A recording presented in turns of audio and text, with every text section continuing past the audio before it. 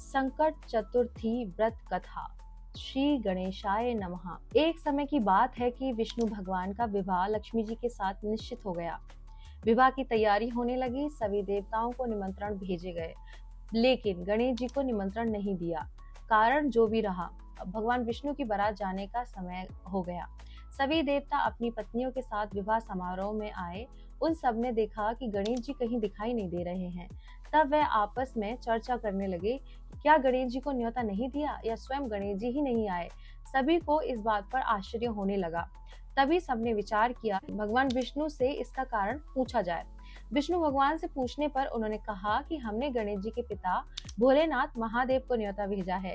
यदि गणेश जी अपने पिता के साथ आना चाहते हैं तो आ जाते, अलग से न्योता देने की कोई आवश्यकता भी नहीं थी। दूसरी बात यह है कि उनको सवा मन मूंग, सवा मन चावल, सवा मन घी और सवा मन लड्डू का भोजन दिन भर में चाहिए। यदि गणेश जी नहीं आएंगे तो कोई बात नहीं, दूसरे के घर जाकर इतना सारा खाना पीना अच्छा भी नहीं लगता। इतनी वार्ता कर ही रहे थे, किसी ने एक सुझाव दिया, यदि गणेश जी आ भी जाएं तो उनका द्वारपाल बनाकर बैठा देंगे कि आप घर की याद रखना। आप तो चूल्हे पर बैठकर धीरे धीरे चलोगे तो बारात से बहुत पीछे रह जाओगे। यह सुझाव भी सबको पसंद आ गया, तो विष्णु भगवान ने भी अपनी सहमति दे दी। होना क्या था कि इतने में गणेश जी वहां आ पहुंचे और उन्हें समझा बुझाकर घर की रखवाली करने बैठा दिया। बारात चल दी, तब नारद जी ने देखा कि गणेश जी तो दरवाजे पर ही बैठे हुए हैं, तो वह गणेश जी के पास गए और रुकने का कारण पूछा। गणेश जी कहने लगे कि विष्णु भगवान ने मेरा बहुत अपमान किया है।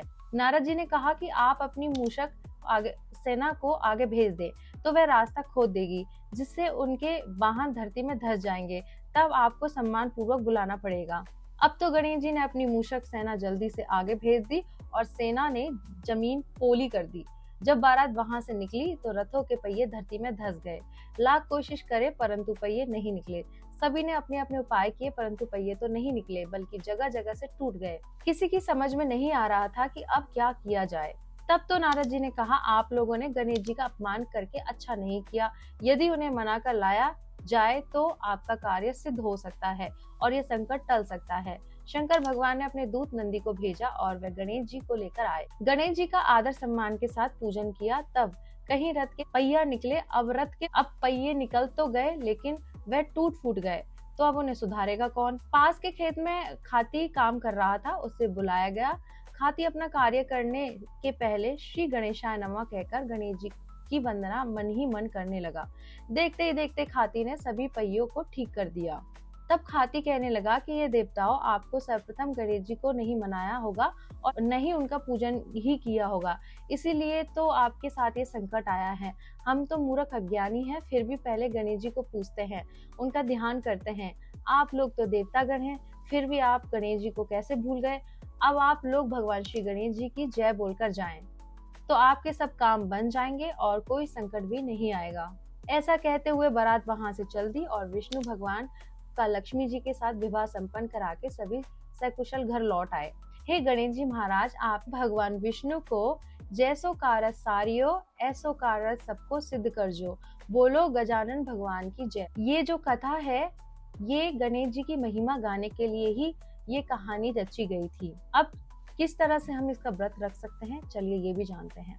प्रत्येक माह कृष्ण पक्ष चौथ के दिन संकट चतुर्थी तथा चौथ माता का व्रत किया जाता है। दिन भर निराहार उपवास किया जाता है। चंद्रोदय होने पर अर्घ्य देकर तथा गणेश जी एवं चौथ माता की पूजा करके लड्डू का भोग लगाकर भोजन करते हैं। वैशाख कृष्ण चौथ से ही चौथ माता का प्रारंभ कर सकते हैं। इस तरह से हमारी ये कथा आपको अच्छी लगी तो लाइक करें, कमेंट करें, सब्सक्राइब करें और मेरे साथ बोले ओम नमः पार्वती पतये हर हर महादेव शिव शंभो।